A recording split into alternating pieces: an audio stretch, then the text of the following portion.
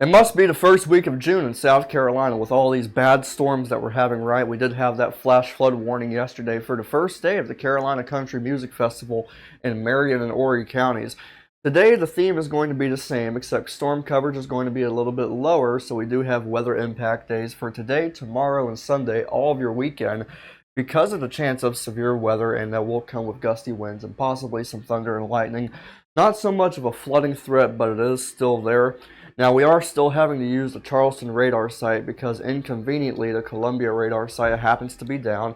No rain is showing up and neither are any clouds. For the most part, the only clouds that we're seeing right now are in the PD and the Grand Strand, and also some folks in southeastern North Carolina are seeing cloud cover this morning too.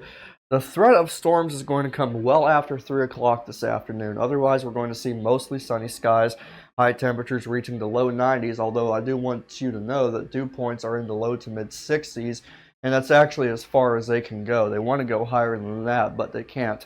The winds are going to be out of the west at about 5 to 10 miles per hour, and the reason why the dew point is such a big concern is because that's going to raise our heat index values up to around 95 to 97 this afternoon. Today, the risk of severe storms is going to be a level 1 out of 5, and it's mainly for the upstate and the western Midlands, and that's going to come through late in the evening and early night hours. And then tomorrow, look at this, the entire map is in a level 2 out of 5, a slight risk, all of South Carolina and most of North Carolina. And our forecast for the weekend is going to become very convoluted, and I'll explain why. We have that low pressure system that's moving offshore. That's what brought us all the rain yesterday. To the west, there's a boundary that's stalled out, and to the south of there, there's a lot of heat and humidity that's creating thunderstorms. And that boundary isn't moving anywhere. It's moving very slow. And along the boundary, systems of low pressures are going to develop along it and move east, and they will originate in the Midwestern states, say Arkansas and Missouri. These storm systems tend to originate as average summer thunderstorms in individual cells, and then they come together and form groups and clusters. And you'll remember from basic physics classes that things tend to follow the path of least resistance, and the same story applies with thunderstorms. They're going to follow where the most instability will be, and so as they form clusters, they're going to die out in the early morning hours, and they could die again, they could flare up, and then in the afternoon when they get more energy and instability, they're going to follow that path, and then they're going to flare up once again.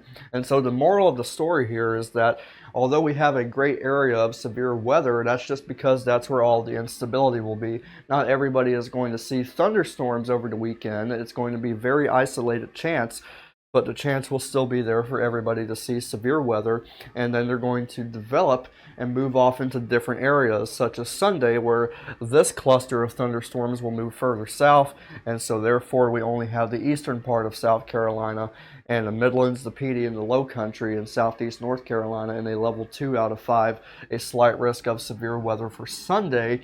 Right now we don't have any outlooks for Monday, although the chance of storms does look to be there for Monday.